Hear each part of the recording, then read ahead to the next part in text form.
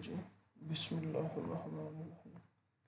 अच्छा जी, हम लोग स्टडी कर रहे थे energy consideration in streamline flow, energy consideration in streamline flows.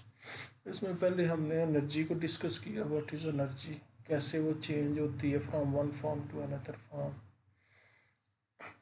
Universe में एनर्जी कितनी है। उसके बाद हम आए बर्नौली थ्योरम, बर्नौली थ्योरम की डेरिवेशन की और देखा कि उसमें एनर्जीज किस तरह वेरी करती हैं। उसके बाद हम लोग आए उसकी रेलिवेंट एग्जांपल्स में। अच्छा, अब नेक्स्ट हमारा कैविटेशन।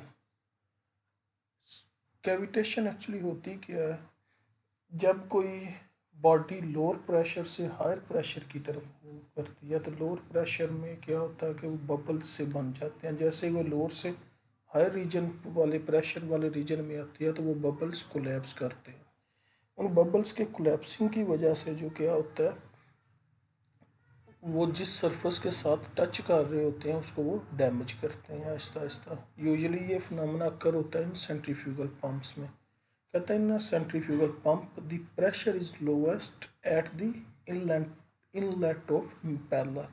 ये इम्पेलर है जी, ठीक है, ये सारा इम्पेलर है जिसको ये वेन्स लगे हुए हैं। इनलेट इम्पेलर का या आई ऑफ इम्पेलर ये पोर्शन है जिसको ये लाइट ग्रे पोर्शन है, ठीक है। पानी जब ये इम्पेलर रोटेट करता है तो सेंट्रीफ्यूगल फोर्स प्रोड्यूस होती है। आपको पता है सेंट्रीफ्यूगल फोर्स जब प्रोड्यूस होती है तो सेंटर में प्रेशर कम होता है और साइड्स पे प्रेशर ज़्यादा होता है।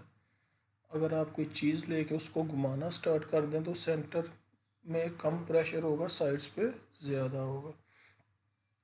तो सेंटर में प्रेशर कम होने की वजह से यहाँ पे ये बबल्स, जैसे ये ब्लू में शो किए गए हैं, बबल्स क्रिएट हो जाते हैं, बबल्स बन जाते हैं। अब वाटर जो है वो मूव करता है अलोंग दी वेन्स, यानी कि ये बबल्स इससे आई ऑफ इम्पेलर से इस केसिंग की तरफ वाटर में मूव करना स्टार्ट कर देता है बाहर की तरफ, जैसे सेंट्रीफ्यूगल फोर्स में होता है। तो ये जैसे ही बाहर की तरफ मूव करता है तो ये जो ब्लू वाले बबल्स हैं यहाँ पे आपके कोलैप्स हो जाते हैं। जब ये कोलैप्स होते हैं तो ये केसिंग को डैमेज कर सकते हैं।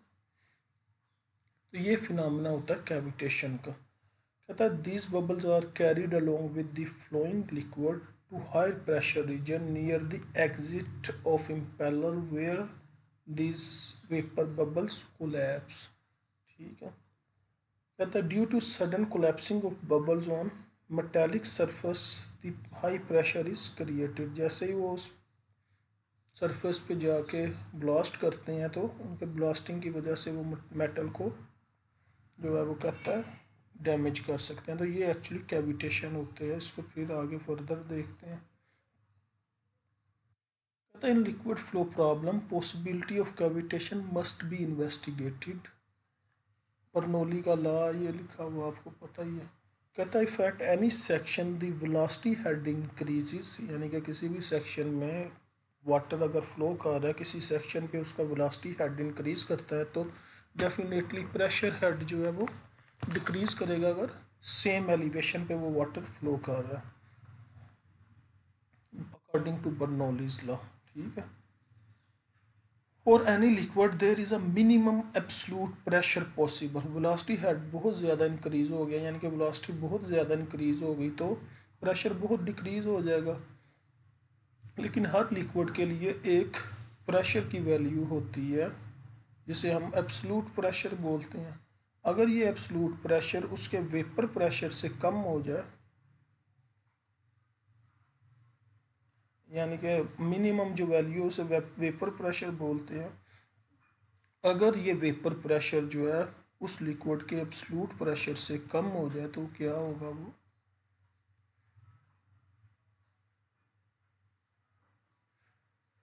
ठीक है, तो वो एक फॉर्म से कैविटेशन का फिनोमेना अकर हो सकता है। यही कह रहा है for any liquid there is a minimum absolute pressure possible namely vapour pressure, यानी कि इस प्रेशर से अगर प्रेशर कम हो जाए तो वो कैविटेशन का फिनोमेना अकर हो जाता है। तो जो मिनिमम पॉसिबल प्रेशर है उसको हमने नाम दे दिया हुआ वेपर प्रेशर। ठीक है। इससे जैसे ही प्रेशर इंक्रीज करेंगे वो from one form to another form convert हो जाता है, वेपर्स की फॉर्म में वो कन्वर्ट हो जाता है। मैंने आपको क्लास में एक डायग्राम बना के समझाया था कि कब वो वेपर से लिक्विड में कन्वर्ट होता है, लिक्विड से वेपर में, वेपर के बाद जब वो परमानेंटली गैसीज फॉर्म में चला जाता है। आई होप कि आपको वो अभी तक याद होगी। अच्छा जी, कहता है vapour pressure depends upon the liquid and its temperature. If the calculation results in a lower absolute pressure than the vapour pressure, then there will start boiling and flow will be stop। क्या होगा कि एक अगर आपने उसकी speed इतनी ज़्यादा कर दिया और उसका प्रेशर इतना लो हो गया, ठीक है, कि लोअर एब्सोल्यूट प्रेशर जो है,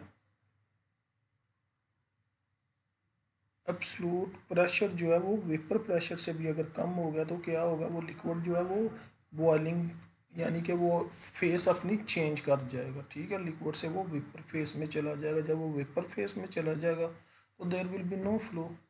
ऐसे ही है ना, अगर आपने वेलोसिटी बहुत ज़्यादा इंक्रीज़ की, उसके इंक्रीज़ करने से आपका प्रेशर बहुत ज़्यादा कम हो गया, अगर वो प्रेशर इतना कम हो गया कि उसकी वेपर प्रेशर से भी कम हो गया तो वो फेस चेंज कर जाएगा, वो लिक्विड से वेपर फेस में चला जाएगा। जैसे ही वो वेपर फेस से अगर फर्दर गैसियस फेस में चला जाएगा तो there will be no flow of liquid, यानी कि लिक्विड का फ्लो स्टॉप हो जाएगा। तो उसको एक्सप्लेन करने के लिए ये नीचे इक्वेशंस कुछ बनाई गई हैं या गिवन है। कहता है P critical over gamma absolute is equal to P vapour over gamma. तो वो पॉइंट, क्रिटिकल पॉइंट जहाँ पे जाके वो एक फेज से दूसरे में चेंज हो जाता है, उस प्रेशर को क्रिटिकल प्रेशर कहते हैं। अगर कहता है वो क्रिटिकल प्रेशर जो है वेपर प्रेशर के इक्वल है। हमें पता है P absolute is equal to P atmospheric plus minus P gauge. ये गेज वाला जब हमने एब्सोल्यूट प्रेशर पढ़ा था तो उसमें ये इक्वेशन आप लोगों को याद होगी, याद होनी चाहिए। P atmospheric plus minus P gauge के इक्वल है। पी ओवर गैमा एब्सोल्यूट को हम लिख सकते हैं P atmospheric over gamma plus minus P over gamma gauge, यानी कि इस सारी इक्वेशंस को गैमा के साथ डिवाइड कर दें, इस फॉर्म में हम लिख सकते हैं। इसी तरह P critical over gamma absolute, उसको लिख सकते हैं हम equal P atmospheric over gamma plus P critical over gamma gauge. ठीक है, ऐसे ही है ना। ये वाली जो इक्वेशन है इसको आगे मज़ीद सिंपलीफाई किया तो गेज की जगह पे क्रिटिकल ले आए, इसी तरह स्टार्ट में भी क्रिटिकल ले आए। ठीक है, तो ये इक्वल ही होगा, यानी कि जो पी क्रिटिकल एब्सोल्यूट होगा वो डेफिनेटली इक्वल होगा P critical gauge plus P atmospheric के, क्योंकि एटमोस्फेरिक अंडरस्टूड है, एटमोस्फेरिक प्रेशर होगा जहाँ भी आप मेजरमेंट रीडिंग्स ले रहे हैं। उसके बाद जी ये आ जाता है, इसको मज़ीद उसने सिंप्लीफाई किया है। एक साइड पे उसने ले लिया है गेज प्रेशर, दूसरी साइड पे एब्सोल्यूट माइनस एटमोस्फेरिक, इसी को, इस इक्वेशन को रीअरेंज किया हुआ। ठीक है, फर्दर उसको सिंप्लीफाई कर रहा है तो पी क्रिटिकल ओवर गैमा जो है वो पी वेपर ओवर गैमा के इक्वल है, ये स्टार्ट में गिवन है। तो पी क्रिटिकल ओवर गैमा की जगह पी वी ओवर गैमा आ गया minus P atmospheric over gamma. ठीक है,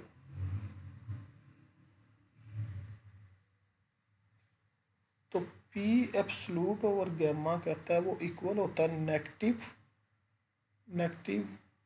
into P absolute over gamma minus P vapour over gamma. ठीक है जी, ये उसके थोड़ी बहुत डेरिवेशंस हैं।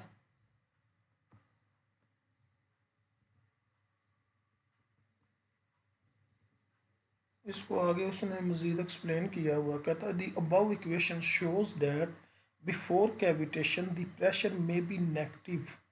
कैविटेशन से पहले कहता है प्रेशर में भी नेगेटिव हो, बट नॉट मोर देन, ये जो सम है इसका डिफरेंस है, sorry, P atmospheric gamma minus P V over gamma. या कैविटेशन से पहले जो है नेगेटिव तो प्रेशर हो सकता है, लेकिन इससे ज़्यादा नहीं हो सकता। ठीक है। Cavitation will result in bubble formation. Cavitation होता क्या है? कैविटेशन की वजह से क्या बबल्स बनते हैं, जैसे मैंने पहले आपको बताया था। और फिर वो बबल्स जो है वो कोलैप्स करते हैं, जिसकी वजह से सरफेस को डैमेज कर सकता है। The continuous process will cause metal damage, e.g. Pump impeller, turbine runner, etc extra. ये चीज़ें मैंने अभी आपको पहले बता दी थी। In order to avoid cavitation, it is necessary that absolute pressure at every point be above the vapor pressure। ठीक है। यानी कि एब्सोल्यूट जो प्रेशर है उसकी जो वैल्यू है हर पॉइंट पे वेपर प्रेशर, उस लिक्विड के वेपर प्रेशर से ज़्यादा होगी, तो आप कैविटेशन के फिनोमेना से बच सकते हैं। मीन टू से कि आपने वेलोसिटी इतनी ज़्यादा नहीं कर देनी फ्लो की कि उसका प्रेशर इतना लो हो जाएगा वो वेपर प्रेशर से नीचे चला जाए। अगर वो वेपर प्रेशर से नीचे चला जाएगा तो कैविटेशन का प्रोसेस अकर्ड होगा। ये इससे बचा जा सकता है अगर आप device below the intake level so that the liquid flows to it by gravity. कहता है जो भी डिवाइस है जिससे आप वाटर को मूव कर रहे हैं उसको अगर आप नीचे रख देंगे और वाटर ऊपर से उसके ऊपर गिरेगा तो कैविटेशन का फिनोमेना अक्कर नहीं करेगा, क्योंकि वाटर जो है वो कुछ वेलोसिटी गेन करेगा, ग्रेविटी की वजह से आपको सक्शन नहीं करनी पड़ेगी। ठीक है। By designing the machine so that there are no local velocities higher enough to produce such a low pressure. वही बात आ गई कि वेलोसिटी इतनी ज़्यादा नहीं है, ऐसी डिवाइस डिज़ाइन करनी है जिसमें वेलोसिटी इतनी ज़्यादा ना हो कि वो वेपर प्रेशर से कम हो जाए। जैसे कि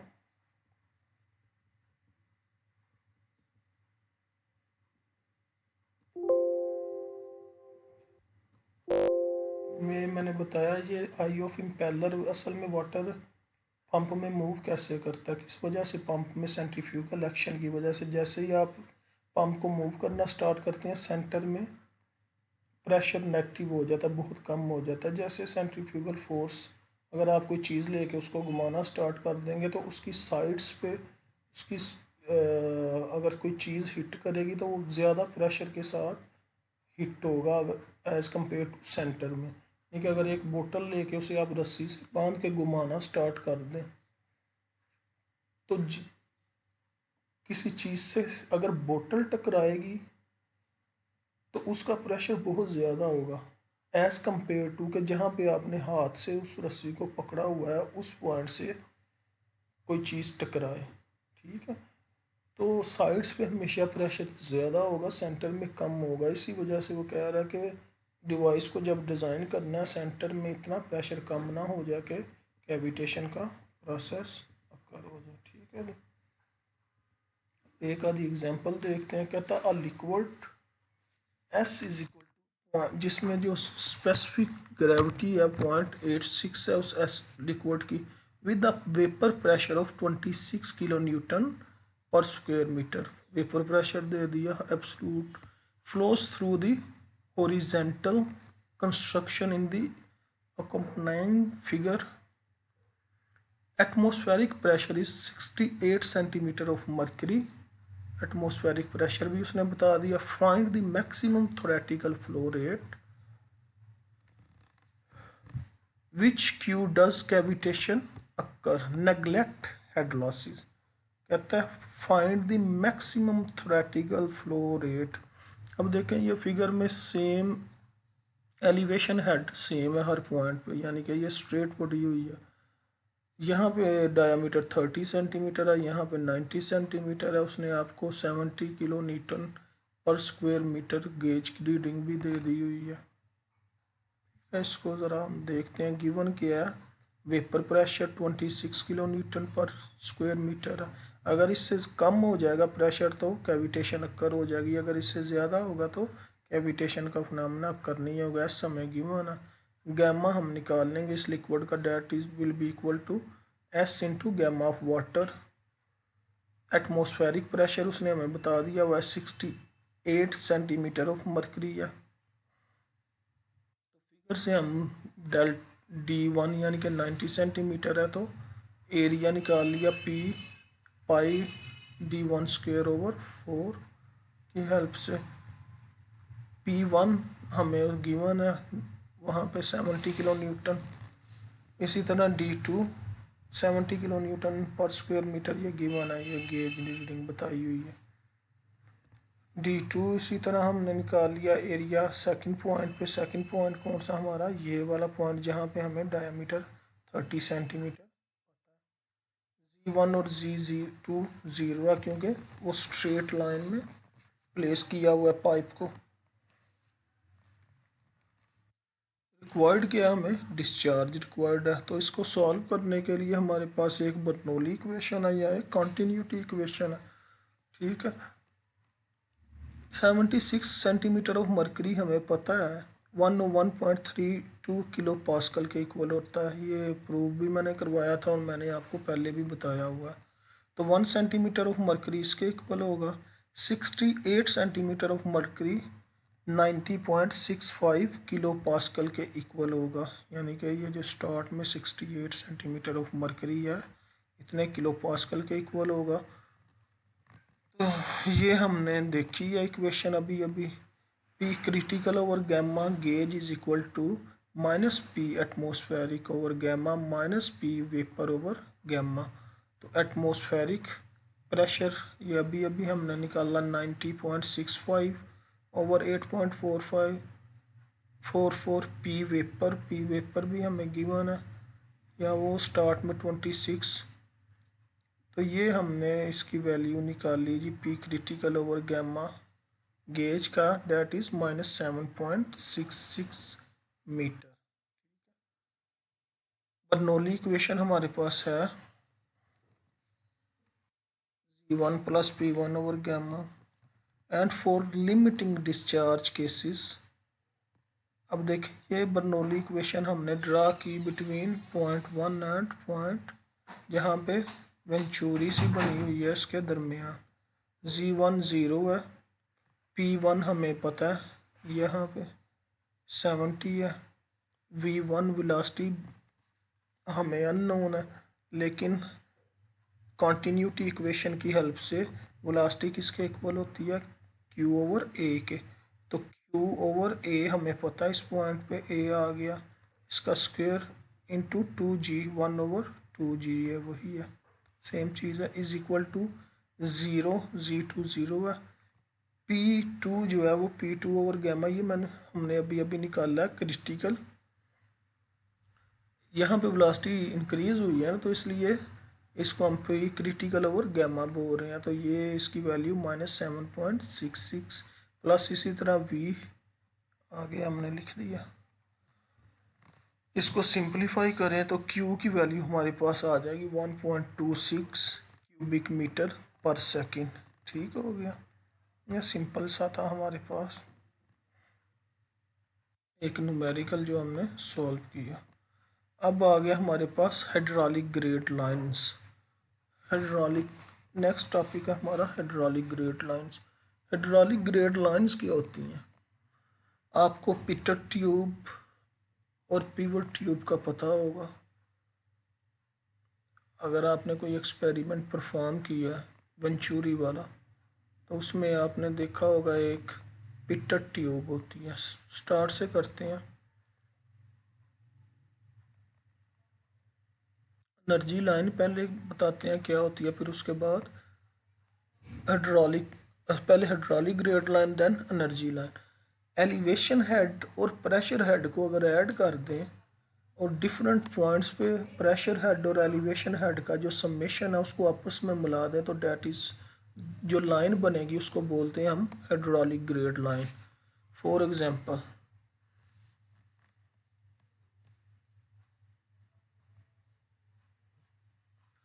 पीजोमीटर होता है एक, और एक पिटट ट्यूब होती है। पीजोमीटर क्या आपको देता है, हमेशा वैल्यू प्रेशर की वैल्यू देता है। तो ये वाली जो है पीजोमेट्रिक ट्यूब है, ये वाली लगी हुई, ये वाली लगी हुई। पिटर ट्यूब क्या होता है? पिटर ट्यूब ये वाली पिटर ट्यूब है जो इस तरह लगी होती है वेलोसिटी के अगेंस्ट, यानी कि वेलोसिटी हेड इसमें ऐड होता है। ये वाली भी पिटर ट्यूब है जो अगेंस्ट दी फ्लो लगी होती है। ये देखें, ये अगेंस्ट दी फ्लो है, ये भी अगेंस्ट दी फ्लो है। इस तरह ये 1 2 3 ये तीनों भी अगेंस्ट दी फ्लो हैं। ये तीनों क्या हैं? पिटर ट्यूब्स हैं, ये याद रखना है। जबकि ये वाली क्या है? पीजोमीटर है, ये वाला भी पीजोमीटर है। तो पीजोमीटर की इस रीडिंग को ये क्या दे रही है आपको? Pressure head plus elevation head, इसमें नीचे कहीं होगा। इसी तरह इसमें प्रेशर हेड ये P/A/B गामा लिखा हुआ। इन दोनों पॉइंट्स को अगर किसी लाइन से मिला दे तो that is known as hydraulic grade line, याद रखना है आपने।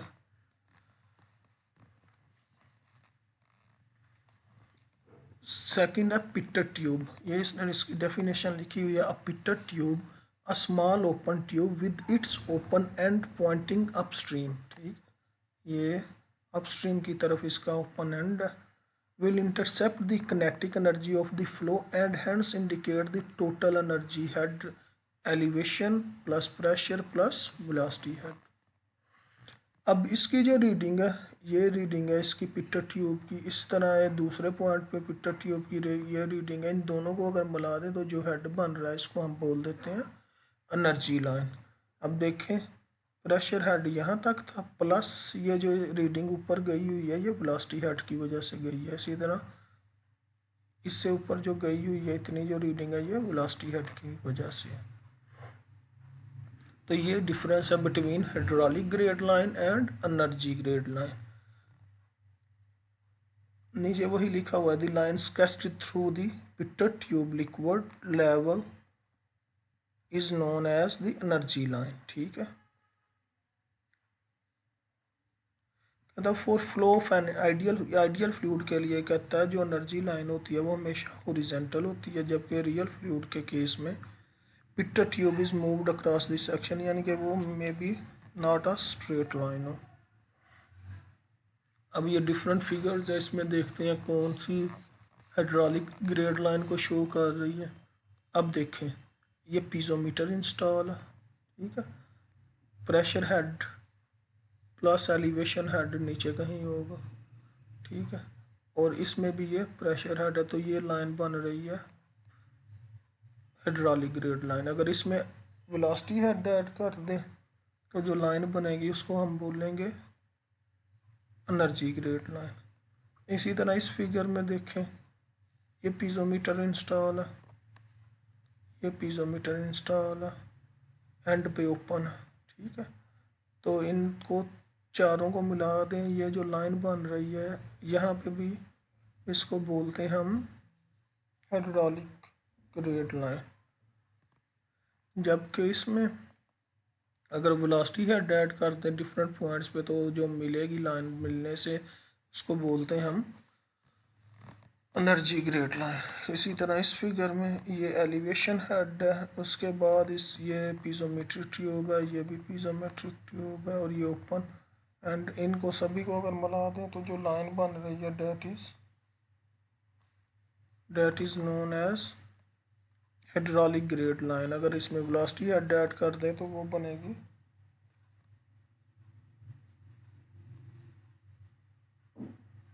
Energy line. इसी तरह 1 2 3 4 5 पीजोमेट्रिक ट्यूब्स लगी हुई हैं। इनकी रीडिंग्स को अगर आपस में मिला दें तो जो आएगी हमारी लाइन बनेगी, जो इसको हम बोलेंगे हाइड्रोलिक ग्रेड लाइन। अगर इसमें वेलोसिटी हेड ऐड करते जाएं तो जो लाइन बनेगी that is energy grade line. तो ये सिंपल सा था।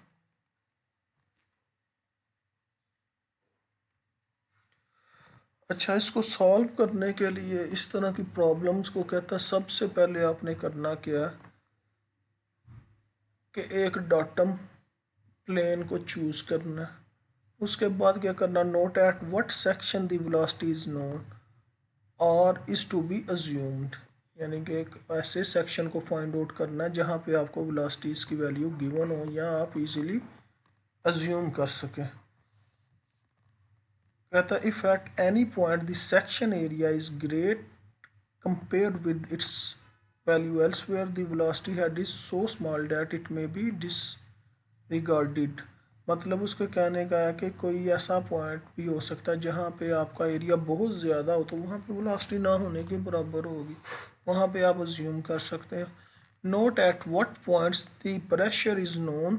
सेकंड कह रहा है यहाँ ऐसी पॉइंट फाइंड आउट करना जहाँ पे प्रेशर की वैल्यू गिवन हो और यहाँ आप अज्यूम कर सकें। ये पॉइंट वैसा हो सकता है जहाँ पे वेलोसिटी बहुत ज़्यादा हो। जो एक्चुअली जो मेन चीज़ आपने देखनी होती है ना, ये पॉइंट 4 और 5 है। ठीक है, बाकी ऊपर वाली तो बस ठीक है वो भी, लेकिन वो बातें या मेन जो है आपने कहता है note whether or not there is any point where all three terms pressure elevation and velocity are known. कहता है ऐसा पॉइंट देखे जहाँ पे आपके पास प्रेशर एनर्जी भी गिवन हो, वेलोसिटी एनर्जी भी गिवन हो और एलिवेशन हेड भी गिवन हो। ठीक है, सेकंड फिफ्थ में बोल रहा है ऐसा पॉइंट फाइंड आउट करें where there is only one unknown, यानी कि या तो सारे नोन हो या एक अननोन हो। तो अगर ये इस तरह हो जाए तो आपके लिए सॉल्व आउट करना बहुत इजी होगा। ये जैसे कि अभी हम प्रॉब्लम देखते हैं, मैं आपको समझाऊंगा कि क्यों हम इस तरह इसको सॉल्व करेंगे। कहता ये फिगर गिवन है, a pipeline with a pump leads to a nozzle as shown in the accompanying figure. A figure में ये नोजल है, इस साइड पे नोजल है और इस साइड पे ये एक टैंक लगा हुआ है। यहाँ पे ये पी पंप इंस्टॉल है। पंप क्या करता है, यहाँ से पानी लेता है और इस नोजल से बाहर फेंक रहा। Assume that the head loss in the 15 centimeter diameter pipe may be expressed by 15 centimeter diameter pipe। ये 7.5 सेंटीमीटर है यहाँ पे इसका डायामीटर नोज़ल पे, वैसे पंप के बाद 10 सेंटीमीटर है। पंप से पहले जो पाइप का डायामीटर है 15 सेंटीमीटर डायामीटर है। यहाँ पे कह रहा है जो हेड लॉस है HL1 is equal to 5V1 square over 2G है। While the head loss in the 10 centimetre diameter, यानी कि इस 10 सेंटीमीटर डायामीटर पाइप में जो हेड लॉस हो रहा है पंप से लेके यहाँ बाहर तक 12V2 स्क्वेयर ओवर 2G है। Sketch the energy line and hydraulic grade line and find the pressure head at the suction side. Suction side क्या होगी पंप की, ये वाली साइड जो है पंप से इस तरफ जो है 15 सेंटीमीटर डायमीटर वाली पाइप है, वहाँ पे जो होगी सक्शन हेड होगा। ठीक है, तो इस तरफ कह रहा है प्रेशर की वैल्यू फाइंड आउट करें। ठीक है जी, अब देखते हैं हमें गिवन क्या HP हमें, यानी कि पंप की पावर गिवन है 24 मीटर, पंप हेड यानी कि HP। डायामीटर फर्स्ट का गिवन है 15 सेंटीमीटर, यहाँ से हमने एरिया निकाल लिया। HL1 गिवन है, D2 गिवन है, यहाँ से एरिया सेकंड क्रॉस सेक्शन का ले लिया। HL2 गिवन है और फिगर से हमें पता चला है डायामीटर थर्ड पॉइंट का यानी कि नोज़ल का 7.5 सेंटीमीटर है, वहाँ से हमने एरिया थर्ड पॉइंट का ले लिया। एलिवेशन हेड देखें आप 0, यानी कि इसको हम 0 कह देते हैं, तो इसका जो एलिवेशन हेड है वो हमें गिवन है 21 मीटर। Z1 इसको हम बोल देते हैं डेट इज़ 15 मीटर। ठीक है, इस लाइन को Z1 बोल दिया। Z3 नोज़ल यानी कि उसका एलिवेशन हमें गिवन है 24 मीटर। ठीक है जी, तो रिक्वायर्ड क्या है हमें, डिस्चार्ज रिक्वायर्ड है और सक्शन साइड ये हाइड्रोलिक और एनर्जी ग्रेड लाइन बनानी है हमने, और क्या करना है जनाब, हमने सक्शन हेड फाइंड आउट करना है। ये 3 चीज़ें रिक्वायर्ड है। अब देखें कहीं भी हमारे पास तीनों नोन नहीं है। फॉर एग्जांपल ये 0 पॉइंट पे हमारे पास एटमॉस्फेरिक प्रेशर, यानी कि यहाँ पे ओपन टू एटमॉस्फेरिक है तो एटमॉस्फेरिक प्रेशर लग रहा है, इसको हम एटमॉस्फेरिक प्रेशर को यूजुअली हम लेते हैं ज़ीरो ही लेते हैं। तो यहाँ पे ओपन टू एटमॉस्फेयर है, प्रेशर हमें गिवन है, ठीक है। यहाँ पे प्रेशर गिवन है, वेलोसिटी का हमें नहीं पता, एलिवेशन हेड गिवन है, ठीक है। अब इस पॉइंट के और इस पॉइंट पे आपको प्रेशर हेड ज़ीरो होगा, एलिवेशन हेड हमें गिवन है और वेलोसिटी हेड हम फाइंड आउट कर सकते हैं। देखें, तीन चीज़ें यहाँ पे होनी चाहिए, तीन यहाँ पे होनी चाहिए, ठीक है। तो तीनों में से हमें दो दो दोनों पॉइंट्स पे नॉन, अच्छा इस पॉइंट पे तीनों नॉन है क्योंकि यहाँ पे ये स्टैटिक कंडीशन में है तो वेलोसिटी ज़ीरो है इस पॉइंट पे। यहाँ पे तीनों चीज़ें गिवन है, यहाँ पे दो गिवन है, एक अननोन है। तो इन दो पॉइंट्स के दरमियान हम इक्वेशन ड्रा करेंगे।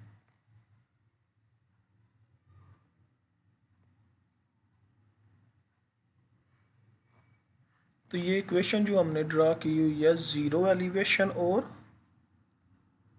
Z3 के दरमियान, मीन के इस पॉइंट और इस पॉइंट के दरमियान ड्रा की। जी बर्नौली इक्वेशन उसी तरह आ गई, V0 square over 2G P0 over gamma minus HL1, क्योंकि इस पाइप में भी लॉस हो रहा है, HL1 उसने हमें गिवन है, इसी तरह HL2 सेकंड पॉइंट में भी माइनस, प्लस HP एनर्जी दे रहा है इसलिए ये प्लस आ गया इसमें, इक्वल टू इस पॉइंट की बर्नौली इक्वेशन। अब इसमें एलिवेशन है 21 है, हमें पता है प्रेशर ज़ीरो है, एटमॉस्फेरिक प्रेशर को ज़ीरो ले रहे हैं हम, लेना भी यही है। इसी तरह आपने वेलोसिटी हेड ज़ीरो है यहाँ पे, इसी तरह 24 HP हमें गिवन था और ये equation 5V1 square over 2G HL1 के इक्वल है, तरह 12V2 square over 2G HL2 के इक्वल है, जैसे कि ये हमें गिवन है ये चीज़ें, equal to 24Z3।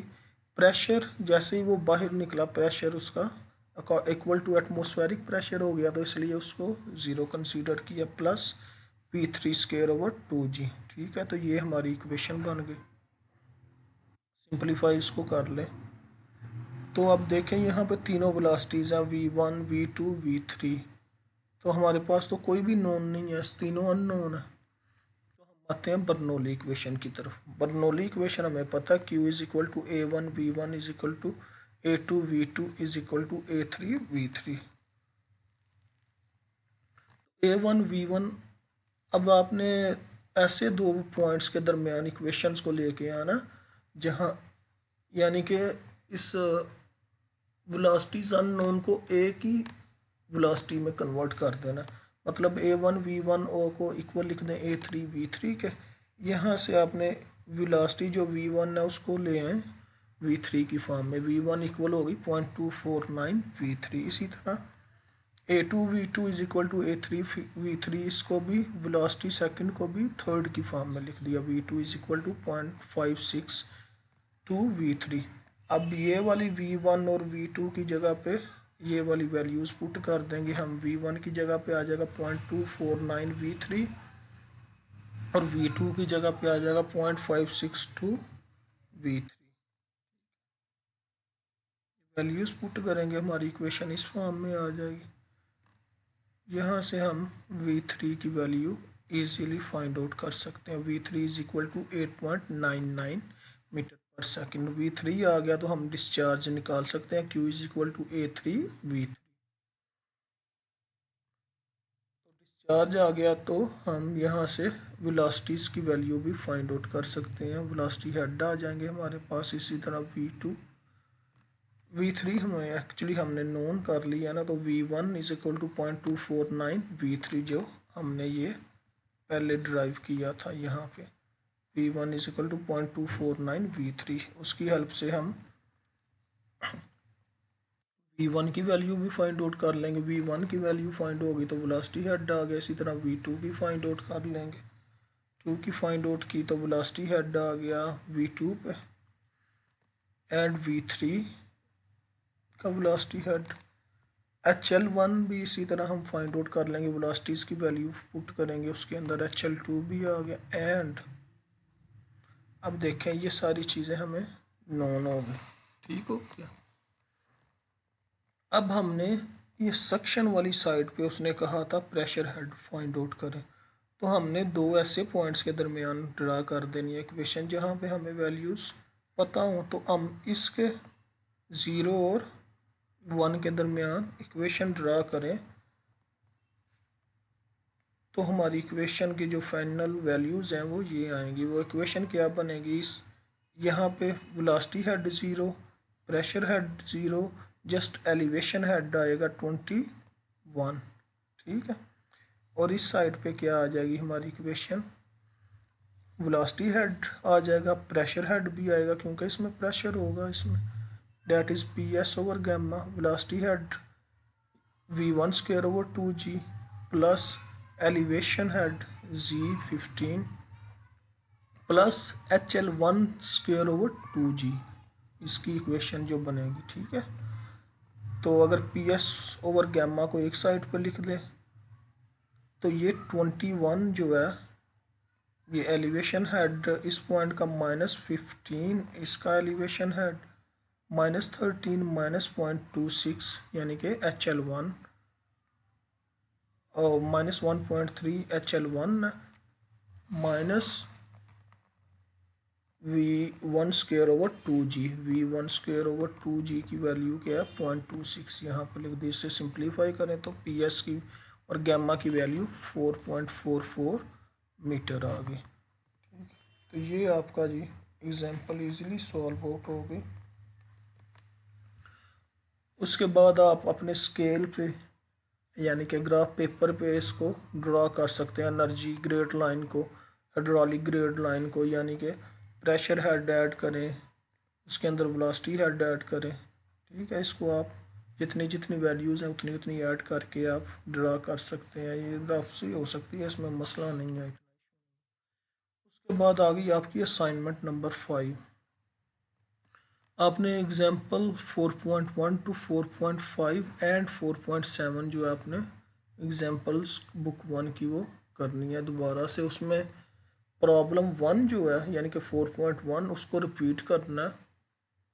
Example 4.7 if pump, जो 4.7 है उसमें कहना है if pump puts 75 kilowatt instead of 24 metre head, यानी कि इसमें देखें आपको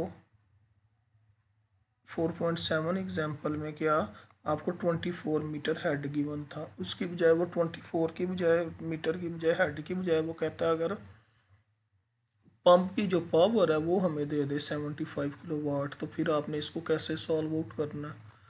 इसी तरह प्रॉब्लम 2 जो है कहता है pipeline with 2 pumps leads to a nozzle as shown in the accompanying figure, ये वाली फिगर में जैसे शो किया गया है। Find the flow rate when the pumps P1 and P2 develop head of 26 meter and 38 metre correspondingly, ठीक है। यानी कि P1 जो है 26 मीटर देता है, डॉट P2 जो है 38 मीटर हेड देता है।